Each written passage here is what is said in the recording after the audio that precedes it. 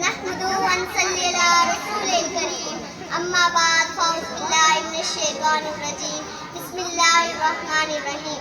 معزز ساز اکرام اور میرے محترم ساتھیوں، السلام علیکم. آج مجھے جس موضوع پر لب کشائی کرنے کا موقع ملا ہے وہ ہے آزادی کی نعمت اور ہم.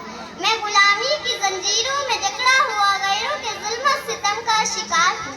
آزاد فضاؤں میں سانس لینے کا طلبگار ہوں. پھر میرے وفاداروں اور مجھے آزادی کی نعمت دلانے والے جانثاروں نے میری خاطر اپنی جانوں کا نذرانہ دیا اور آخرکار قدرت نے مجھے آزادی کا پروانہ دیا. میں نے خود کو آزاد پا کر اپنے دامن میں سب کو سمیٹ لیا. میں دنیا کی نگاہوں میں سرخرو ہوا، مگر اچانک یکایک منظر بدل گیا. وقت کا ظالم تیر چل گیا.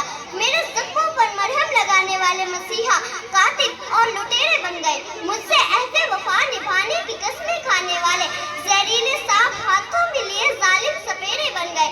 مجھے سنبھالنے اور سجانے والے مجھے توڑنے اور بانٹنے والے بن گئے. میں ٹوٹ کر دو ٹکڑوں میں تقسیم ہو گیا. میں اپنے ولیوں اور وارثوں کے ہوتے ہوئے یتیم ہو گیا. میں وہ پاکستان ہوں جس نے زندگی جبر مسلسل کی طرح کاٹی ہے.